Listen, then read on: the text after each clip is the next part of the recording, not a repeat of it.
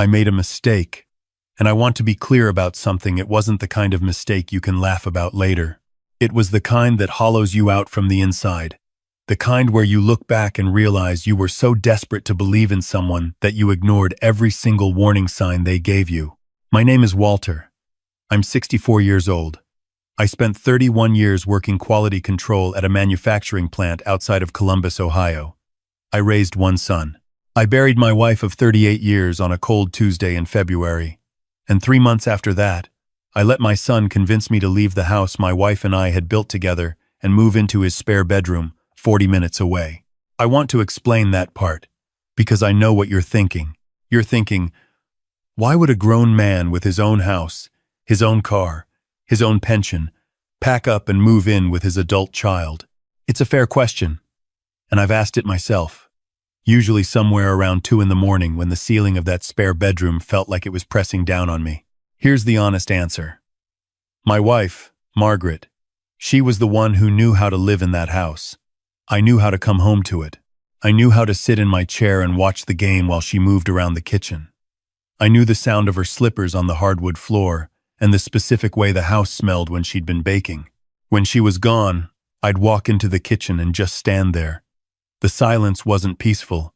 It was a presence. It had weight. My son called every day for 6 weeks after the funeral. He said he was worried about me. He said his house was big enough, that I'd have my own space, that it would only be temporary. He said his wife, my daughter-in-law, was completely on board, that she'd told him she insisted on it. I believed him, because he was my son. And because grief has a way of making you trust the people you most need to trust, even when you shouldn't. I sold my truck, packed 2 bags and a box of photographs, told myself it was just for a few months, until I got my footing back. That was 14 months before everything fell apart.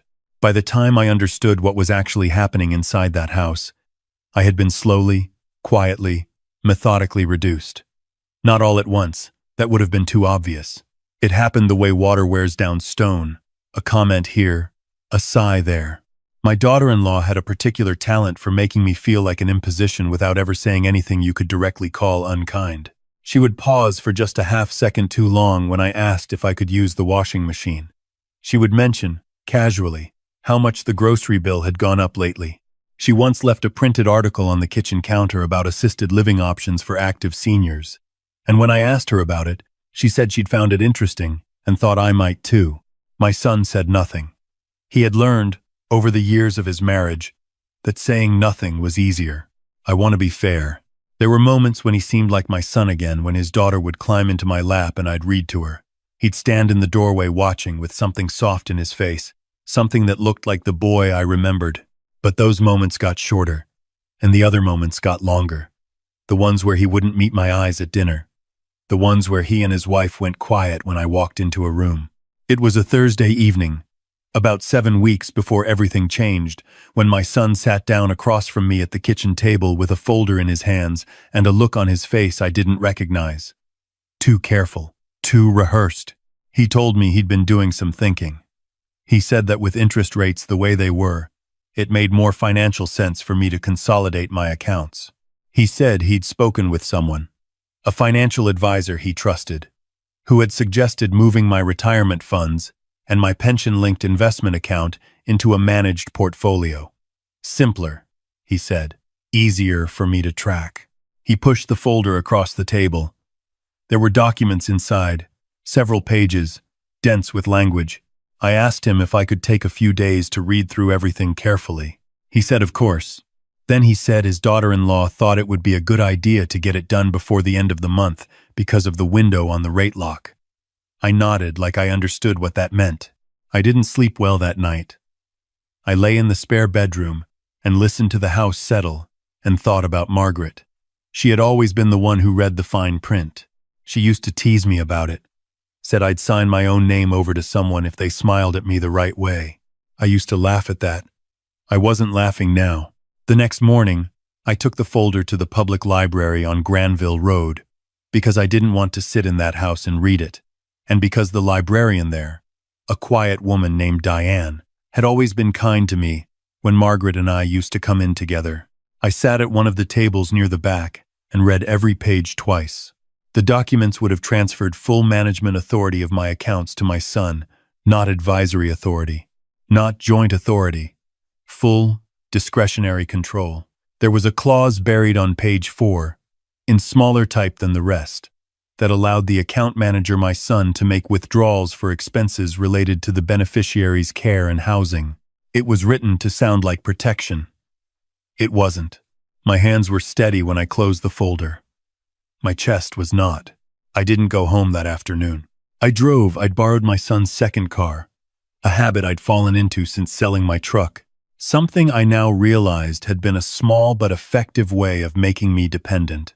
I drove without any particular destination and ended up in the parking lot of the CVS, where Margaret had filled her prescriptions for the last 4 years of her life. I don't know why I stopped there. Force of habit, maybe. Grief finds its own compass. I went inside. I wasn't buying anything. I walked the aisles for a few minutes, then went up to the pharmacy counter just to have something to do, some purpose for being there. The pharmacist on duty was a man about my age, heavyset, with reading glasses pushed up on his forehead. His name tag said, Raymond. He looked up when I approached. Then he looked again, more carefully, and his expression changed. He said, "You're Margaret's husband." I told him I was. He came out from behind the counter. He shook my hand with both of his and said he was so sorry about Margaret, that she had been one of the kindest people he'd ever had the privilege of serving. He said she used to bring cookies at Christmas for the whole pharmacy staff. I knew that. I had forgotten that. We talked for a few minutes. Then he said something that stopped me entirely. He said, "She came in about 2 months before she passed. Not for a prescription. She asked to use our notary. We have one on staff Tuesdays and Thursdays. She had documents with her." I told him I didn't know what he meant. He said he didn't know the details of what she'd had notarized that wasn't his business, and she hadn't told him. But he remembered it clearly because she'd seemed nervous, and because afterwards she'd sat down in one of the waiting chairs for nearly 20 minutes before she drove home, like she needed time to settle herself. He said he'd asked if she was all right, and she'd looked up at him and said, very quietly, "I'm making sure things are right." I stood at that pharmacy counter for what felt like a long time. Raymond was watching me with kind, cautious eyes. I thanked him. I went back to my car. I sat in the parking lot and I thought about my wife. I thought about all the things she knew, that she never made a production of knowing. The way she would notice something was wrong with me 3 days before I noticed it myself.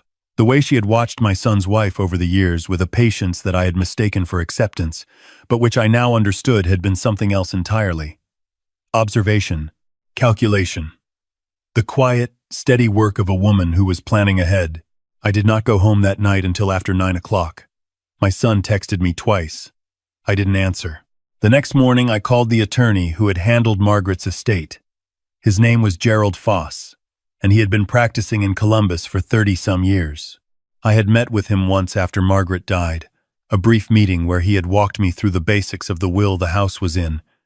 Both our names, the accounts were straightforward, nothing unusual. That was what he had told me. I had been too deep in grief to ask many questions. I asked to see him as soon as possible. His assistant got me in that same afternoon.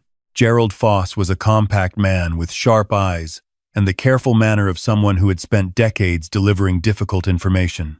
When I sat down across from him and told him what I'd been given to sign, he listened without interrupting.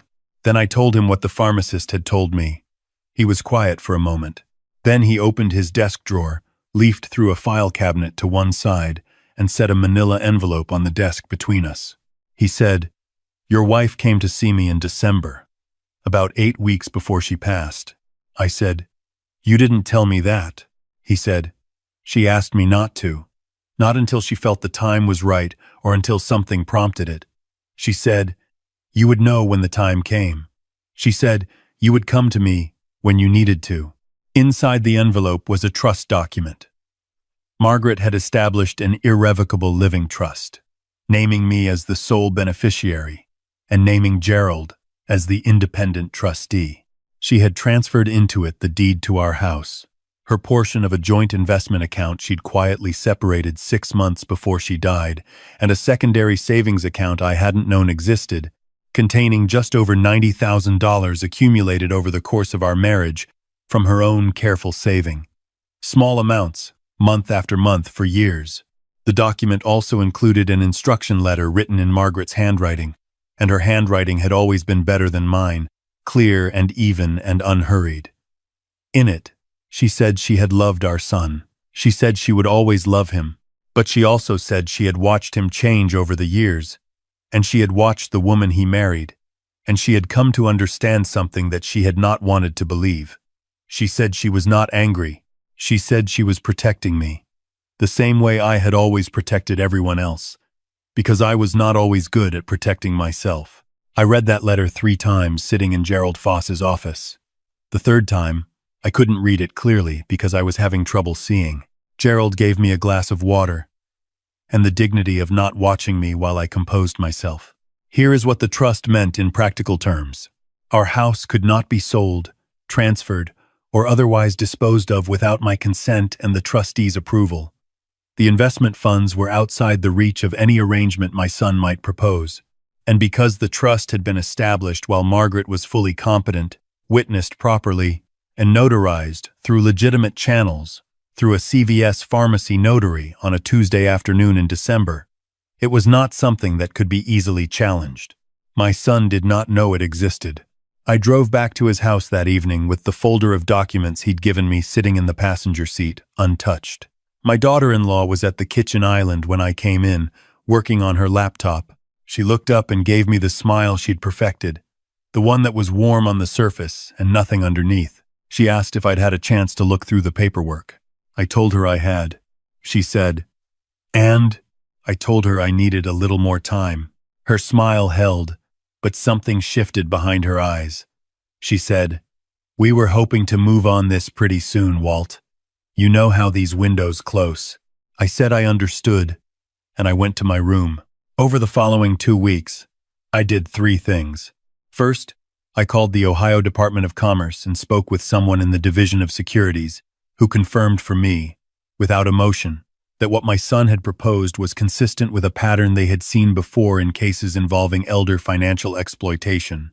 They gave me names and phone numbers and a case number. Second, I had a long conversation with Gerald Foss about my options, and he introduced me to a colleague of his who specialized in exactly this kind of situation. Third, I quietly made arrangements for where I would go when I left my son's house, which would need to happen, and soon. The house was still mine. Gerald had confirmed that. I could go home. I could go back to the place with the kitchen Margaret had cooked in and the chair I'd sat in while I listened to her slippers on the floor, and this time I would not be standing in the kitchen paralyzed by the silence. This time I would be standing in a house that my wife had fought to make sure belonged to me. The night before I planned to have the conversation with my son, I sat at the small desk in the spare bedroom, and I thought carefully about what I wanted to say and what I wanted to accomplish. I was not angry in the way that makes you want to yell. I was something steadier than that. I had been a quality control manager for 22 of my 31 years at the plant. My entire job had been identifying the precise place where something had gone wrong, documenting it clearly, and correcting it without making the situation worse than it already was. I knew how to do this. I came downstairs the next morning at 7 o'clock with the original folder my son had given me, along with 3 additional documents Gerald Foss had prepared. My son was at the kitchen table with his coffee. My daughter-in-law was upstairs. I had timed it deliberately. I sat down across from him. He looked at the papers in my hands and something moved across his face. Not quite guilt. More like the expression of someone who has been hoping a storm would pass on its own, realizing it hasn't. I said, "I'm not going to sign these." He started to say something about the rate window. I set Gerald's documents on the table and slid them across to him. I told him to read the top one. He picked it up, and I watched his face change as he read it. The color left slowly, like water draining out of a basin. When he looked up, he didn't say anything. I told him about Margaret's trust. I told him about the house. I told him about the $90,000. Saved a little at a time over the course of a marriage, while I had not been paying attention to the details because I had trusted the person who was managing them. I told him what his mother had written in her letter. Not the private parts, but enough. I told him I would not repeat what she had said about him because it would only hurt him, and hurting him was not my goal. He said, very quietly, "Dad," I told him I wasn't finished. I told him that I had spoken with the Division of Securities. I told him that the financial advisor he had mentioned, the one who had prepared those documents, was currently being investigated in connection with 2 other families in Franklin County. I told him that whether or not he had fully understood what he was participating in, and I wanted to be fair about that. I wanted to leave room for the possibility that he had been misled by his own wife, by someone who was better at this than he was. The documents he had put in front of me constituted a clear legal problem. My son put his face in his hands. I heard movement on the stairs. My daughter-in-law came into the kitchen in her robe, saw the papers on the table, saw my son's posture, and stopped. I looked at her. I had thought about what I would feel in this moment, and I had expected anger. What I felt instead was something closer to tiredness. She had moved into my son's life the way certain problems move into a system gradually, confidently, without announcing themselves until they were already embedded. I told her that Gerald Foss would be in touch by the end of the week regarding the house. I told her that the account transfer documents her husband had presented me were being reviewed. I told her that if she had concerns or questions, she was welcome to contact her own attorney. She stood in the kitchen doorway, and for once in the 14 months I had lived in that house, she did not have anything to say. I told my son that I loved him. I meant it. I told him that his mother had loved him, and that she had written it down, and that I would give him her letter when I felt he was ready to receive it. I told him that what happened next was partly in his hands, how he handled what was already in motion, whether he cooperated with the inquiry, whether he chose to tell the truth about the extent of his own involvement. Those things mattered. I picked up my papers and I went back to the spare bedroom, and I packed the 2 bags and the box of photographs that I had brought 14 months ago. My son knocked on the door while I was packing. He stood in the doorway and he looked, for the first time in a long time, like the boy I recognized, not the managed, careful man he'd become in that house. Just my son, standing in a doorway the way he used to stand in the doorway of his childhood bedroom when he'd done something wrong and didn't know what to do next. He said, "I'm sorry, Dad." I told him I believed him. I told him sorry was a starting point, not an ending point, and that the difference between the two was everything.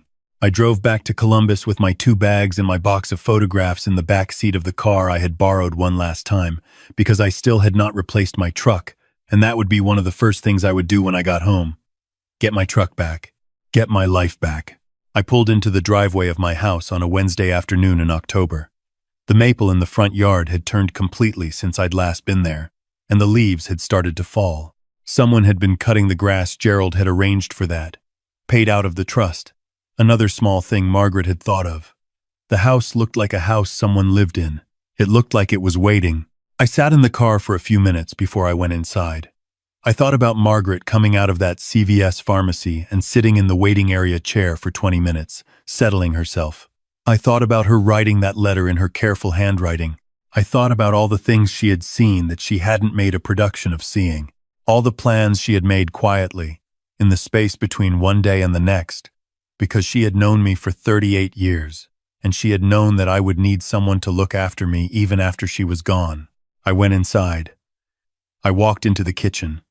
I stood there for a moment, in the quiet. But this time it was different. This time the quiet wasn't a weight pressing down on me. It was something else. It was the particular kind of quiet that exists when someone has just been in a room, when you can still feel the shape of their presence in the air. I know how that sounds.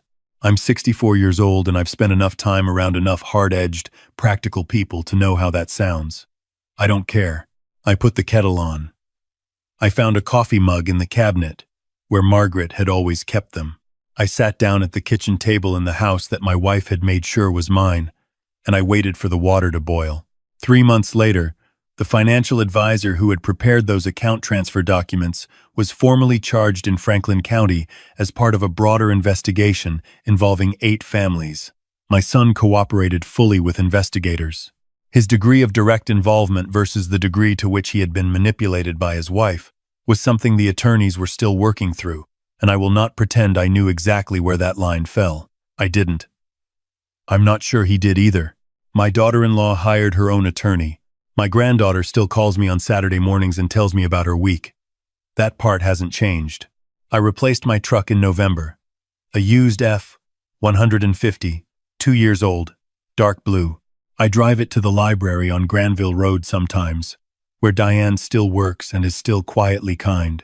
I drive it to the CVS on the far side of town, where Raymond the pharmacist always waves when I come in, and where there are 2 chairs in the waiting area that I walk past every time, and every time I understand a little more clearly why a woman who was dying and frightened and fiercely determined would need to sit down for 20 minutes before she drove herself home. I kept her letter. I will keep it for the rest of my life. I have read it many times, and I expect I will read it many more. There is one line in it that I think about more than the others. She wrote, "You always protected everyone else first. I needed to make sure someone was protecting you. I was wrong to think that grief was the right reason to leave the house we'd built together. I was wrong to move into my son's spare bedroom and gradually, quietly allow myself to become smaller in my own life. I was wrong about a number of things, over a number of years, and I am still working through what that means. But I was not wrong about Margaret, not about any of it.